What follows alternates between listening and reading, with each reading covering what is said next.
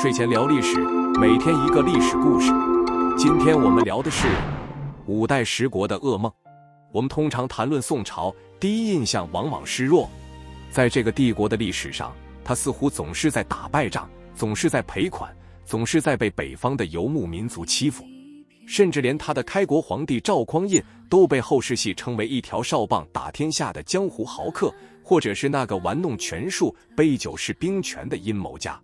但是如果我们把时钟拨回公元960年，拨回那个大雪纷飞的陈桥驿，你会发现赵匡胤建立宋朝时所做的每一个决定，特别是那些后来被无数人诟病的重文轻武政策，其实都不是出于软弱，也不是出于心血来潮。这一切都源于一场持续了53年的噩梦。这场噩梦的名字叫做五代十国。如果你不理解五代十国有多么恐怖，你就永远无法理解宋朝为什么会变成那个样子。赵匡胤的所有世界观，他对于权力、对于军队、对于人性的所有理解，都是被这场战争塑造的。今天我们就来聊聊这53年的血腥历史，以及他是如何逼出了一个重文轻武的宋朝。要理解赵匡胤，首先要看看他出生在一个什么样的世界。公元927年，赵匡胤出生在洛阳的一个军人家庭。这一年，距离强盛的唐朝灭亡已经整整20年了。在我们的教科书里，这20年可能只有一句话：唐朝灭亡后，中国进入了五代十国的分裂时期。但这轻飘飘的一句话背后，是无数普通人的血泪。唐朝末年，那个曾经拥有长安3000里繁华的帝国，实际上是被自己的军队吃掉的。从安史之乱开始，地方节度使拥兵自重，中央政府逐渐失去了对暴力的控制权。到了五代十国，这种失控达到了顶峰。当时流行一句话，也是这个时代最核心的逻辑：天子宁有种耶？兵强马壮者为之。翻译成大白话就是，皇帝这种东西哪里是天生的？谁手里的刀快，谁手里的兵多，谁就是皇帝。这句话是谁说的？是安重荣，一个典型的五代军阀。这句话就像是一个魔咒，打开了潘多拉的魔盒。在赵匡胤出生前的这几十年里，中原大地换了4个朝代，皇帝像走马灯一样换，平均每一个朝代只能活10几年，每一个皇帝在位只有3、4年。想象一下，你作为一个普通老百姓，早上醒来，城头的旗帜是红色的，下午可能就变成了黑色。昨天你还是梁朝的子民，今天要交税给唐朝，明天可能就被晋朝的乱兵抓去当壮丁了。在这个时代，人命是最不值钱的消耗品。史书记载，当时的军队出征，如果不带粮草，就直接掠夺百姓，甚至把人抓起来做成干肉，称之为两脚羊。这不是恐怖小说，这是就五代史里的真实记载。赵匡胤的父亲赵弘殷就是在这个修罗场里讨生活的职业军人，他是一个骁勇善战的骑兵指挥官。为了生存，他不得不先后效力于后唐、后晋、后汉、后周4个朝代。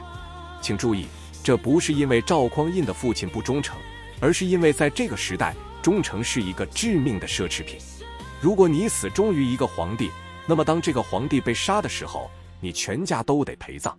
为了活下去，军人们学会了随波逐流，学会了把手中的刀剑卖给当下最强的人。小赵匡胤就是在这种环境里长大的。他看着父亲一次次换上新朝代的军服，看着洛阳城的城墙一次次被攻破，看着身边的叔叔伯伯们昨天还在喝酒，今天就把对方的人头挂在了旗杆上。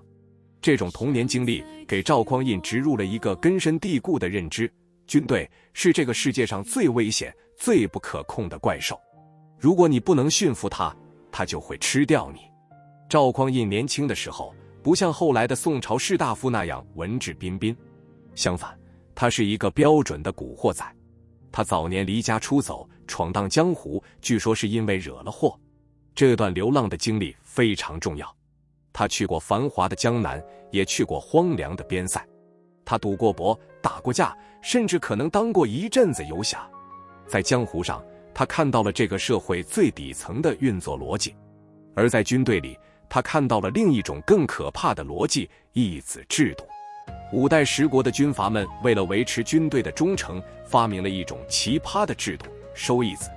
因为朝廷的官职不值钱了，皇帝的圣旨也不好使了，军阀们发现只有父子这种原始的血缘关系，哪怕是假的，看起来还稍微可靠一点。于是大军阀李克拥有13太保，全是义子。后来的后唐明宗李嗣源也是收了一大堆义子。这些义子在战场上确实勇猛，因为他们是为干爹打天下，而不是为国家。但是这种制度有一个致命的副作用，它彻底摧毁了国家的公共权力结构。军队不再是国家的军队，而成了私人的家丁。当干爹死后，这些拥有重兵的义子们谁也不服谁，立刻就会陷入内战。赵匡胤在这个圈子里混，他太懂这里面的门道了。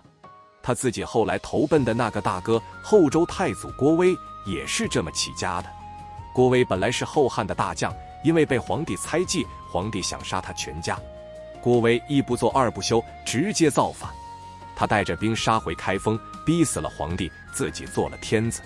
这个过程赵匡胤全程目睹，他看到了一个忠心耿耿的将军是如何被逼上梁山的，也看到了当一个将军决定造反时，那个所谓的朝廷是多么的不堪一击。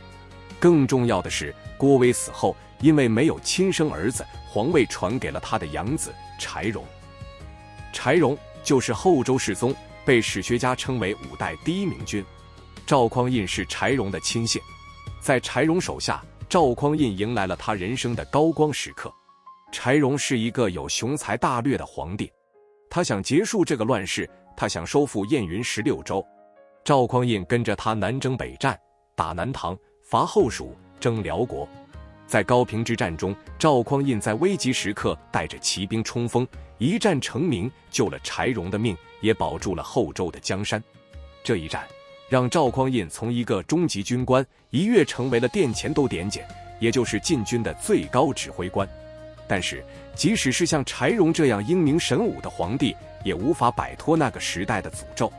柴荣在位仅仅5年半就英年早逝，他死的时候留下了2个巨大的隐患，一个是他年仅7岁的儿子，一个是手里掌握着全国最精锐部队的赵匡胤。你们看，这简直就是五代十国最经典的剧本重演，主少国疑，权臣在侧。历史的车轮又一次滚到了悬崖边上。公元960年正月初1，开封城里传言四起，说北方的契丹联合北汉要打过来了。宰相范质甚至没有仔细核实情报，就慌忙命令赵匡胤率领禁军北上御敌。大军走到陈桥驿，距离京城只有20公里。那天晚上发生的事情是中国历史上最著名的罗生门之一。史书上说，赵匡胤喝醉了，他的弟弟赵光义和谋士赵普煽动军官们闹事。军官们拿着刀冲进赵匡胤的帐篷，把一件黄袍披在他身上，跪在地上山呼万岁。赵匡胤惊醒后，一方面拒绝，一方面又被迫接受，还跟众将约定，回城后不许抢劫，不许杀害太后和小皇帝。这个故事大家听听就好。一个统帅大军的将领，在出征的第一晚喝得烂醉如泥，一套做工精良的龙袍随随便便就能在军营里找到。显然这是一场精心策划的政变。但是我们今天不讨论阴谋论，我们要讨论的是赵匡胤当时的心态。当黄袍披在身上的那一刻，赵匡胤感到的不仅仅是权力的快感，更多的是一种深入骨髓的恐惧。为什么？因为他太熟悉这个剧本了。他现在干的事情就是当年朱温干过的事，是李嗣源干过的事，是石敬瑭干过的事，也是他的老领导郭威干过的事。他非常清楚，今天这帮兄弟拥立他当皇帝，不是因为他赵匡胤长得帅，也不是因为他有什么天命，纯粹是因为跟着他造反有肉吃，有官做，有荣华富贵。那么问题来了，如果明天这帮兄弟里的某一个人想当皇帝了怎么办？如果明天又有一个更强的人许诺给他们更多的钱，他们会不会像今天背叛柴家孤儿寡母一样背叛我赵匡胤？这个念头像毒蛇一样缠绕在赵匡胤的心头。他回师开封，几乎兵不血刃就拿下了政权。他对待前朝皇室非常宽容，封柴荣的儿子为郑王，赐予丹书铁券，承诺永不杀柴氏子孙。这在五代十国那种斩草除根的惯例中，简直是不可思议的仁慈。但这不仅仅是仁慈，这是一种政治姿态。赵匡胤在向天下人展示，我不是那种嗜血的军阀，我要建立一种新的秩序。但是秩序不是靠姿态就能建立的，他必须解决那个根本的问题，怎么防止下一个赵匡胤出现。当了皇帝的赵匡胤经常失眠。有一天，他问计于宰相赵普，为什么从唐朝末年到现在这几十年里换了8个姓氏的12个皇帝，战争没完没了，老百姓死得精光，我想息兵戈，求长治久安，有什么办法？赵普的回答非常简单，只有一句话：此无他故，方阵太重，君若陈强而已。唯稍夺其权，治其前骨，收其精兵，则天下自安矣。翻译过来就是削权、管钱、收兵。这3个词成为了宋朝300年的国策基石。紧接着就上演了那场著名的杯酒释兵权。建隆2年的一个晚春，赵匡胤把当年一起在陈桥驿拥立他的那些老兄弟石守信、王审琦等人叫进宫喝酒。酒过3巡，赵匡胤平退左右，叹了一口气说：做皇帝太难了，还不如做个节度使快乐。我每天晚上都不敢睡觉。石守信他们吓坏了，赶紧问为什么。赵匡胤说：这还不明白吗？皇帝这个位子谁不想要？你们虽然不想造反，但是如果有一天你们的手下也把黄袍披在你们身上，你们想不干还得了吗？这话一出，将军们吓得痛哭流涕，磕头求救。赵匡胤这时候抛出了他的方案：人生苦短，白驹过隙，大家不如交出兵权，去地方上做个大官，买点良田美宅，给子孙留点家业，多买点歌姬舞女，每天饮酒作乐，安享晚年。我跟你们结为儿女亲家，咱们君臣之间互不猜疑，这样不好吗？第二天，将军们纷纷上表交出兵权。很多人把杯酒释兵权看作是一个温情脉脉的故事，或者是赵匡胤狡猾的体现。但如果我们深究其中的逻辑，会发现这其实是一场极其理性的政治赎买。在五代十国，皇帝和武将的关系是零和博弈，要么你杀我，要么我杀你。赵匡胤打破了这个死循环，他给出了第3个选项：我保证你的荣华富贵和生命安全，你交出你手中的兵权。这是一笔交易，赵匡胤买回来的是国家的暴力垄断权。但是光靠这一顿酒是不够的，赵匡胤深知人是会变的，制度才靠得住。于是他进行了一系列眼花缭乱的军事改革，彻底拆解了5代以来的军队结构。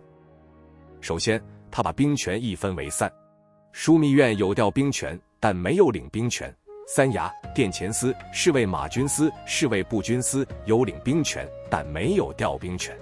打仗的时候，皇帝临时指派将领拿着枢密院的兵符去带兵，仗打完了，兵回营将回朝，这就造成了宋朝著名的兵无常帅，帅无常师。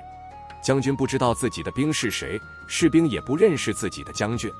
其次，他实行强干弱支，把全国最精锐的部队全部集中在京城开封，称为禁军，地方上只留一些老弱病残，称为湘军。这样地方上就不可能再出现对抗中央的节度使。最后也是最狠的一招，重文轻武。赵匡胤在石碑上刻下祖训，其中一条就是不杀士大夫。他大力提倡科举，提高文官的地位，让文官去担任各级地方长官，甚至让文官去指挥军队。在五代十国，武将看到文官，那是直接可以大耳刮子抽过去的。但在宋朝，韩琦、北宋名相作为一个文官，可以当众羞辱狄青名将，而狄青只能忍气吞声。有一种说法是，赵匡胤有一次在后花园打鸟，有个臣子声称有急事求见。赵匡胤见了之后，发现是很平常的小事，就很生气。臣子说，这事虽然小，但也比打鸟重要。赵匡胤一怒之下，用斧柄打掉了臣子的2颗牙。臣子淡定地把牙齿捡起来，揣在怀里。赵匡胤问：你是不是要去告我？臣子说：我不能告陛下，但史官会把这件事记下来。赵匡胤立刻道歉，还赏赐了金帛。这个故事说明了什么？说明在赵匡胤的设计里，规则和舆论由文官掌握，甚至可以约束皇帝的暴力。这在五代十国是绝对不可想象的。赵匡胤成功了吗？从某种意义上说，他取得了巨大的成功。宋朝是中国历史上唯一一个没有发生过大规模内部藩镇割据和武将篡位的朝代。即使到了南宋灭亡的最后一刻，那些武将岳飞、韩世忠、李卡、孟拱，不管受了多大的委屈，都从来没有想过要推翻赵家的天下。这在五代十国的背景下看，简直是一个奇迹。赵匡胤终结了那个兵强马壮者为之的丛林法则，重新确立了君君臣臣的文明秩序。但是凡事都有代价。赵匡胤亲手打造的这套制度，就像是一件束缚衣，在捆住了武将野心的同时，也捆住了宋军的手脚。兵无常帅，帅无常师，导致军队缺乏凝聚力和配合度；强干弱支，导致地方防务空虚。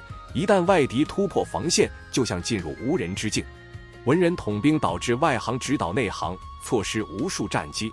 这就是为什么宋朝的军队在单兵素质和武器装备上都处于当时的顶尖水平。宋朝的步人甲和神臂弓独步天下，但在战场上却总是打不赢胜仗。赵匡胤就像是一个被火烧过的人，他太怕火了，所以他把房子里所有的火种都浇灭了。结果冬天来了，外面的狼群来了，他手里虽然有坚固的房子，却缺乏反击的烈火。公元976年，一个雪夜，赵匡胤在烛影斧声的千古谜团中暴毙，享年50岁。他留下的是一个经济文化空前繁荣，但军事外交始终直不起腰的宋朝。如果我们站在上帝视角，很容易批评赵匡胤目光短浅。但是如果我们站在公元960年的废墟上，站在那个父子相残、兄弟反目、人吃人的五代十国终点上，你会发现赵匡胤的选择也许是当时唯一可行的解药。他不是不信任某个具体的武将，他是不信任那个时代被扭曲的人性。他宁愿要一个弱的宋朝，也不想要一个乱的五代。他宁愿用岁币去买和平，也不愿用内战去换强权。这种选择塑造了宋朝独特的气质。他软弱，但他文明；他由于军事上的无能而备受屈辱，但他却创造了中国古代文明的巅峰。陈寅恪先生说，华夏民族之文化，历数千载之演进，造极于赵宋之世。这一切的起点，都源于那个从死人堆里爬出来的赵匡胤对战争深深的恐惧，以及他想终结这场噩梦的执念。他是那个终结了五代十国噩梦的人，但他为了醒来，不得不给这个国家打了一针强效镇静剂。药效持续了300年，直到崖山海战的那纵身一跳。这就是历史的辩证法。如果你有机会穿越回那个时代，你会怎么选？是选择做一个纵横驰骋但随时可能横尸街头的军阀，还是选择做一个在汴京城里赏花听曲但要向契丹人低头的顺民？赵匡胤替那个时代的人选了后者，而我们今天依然在品味这个选择的苦涩与甘甜。感谢观看本期时光 Glimmers。 如果你也想拾起这段历史的碎片，请在评论区告诉我。我是每天一个历史故事，我们下期见。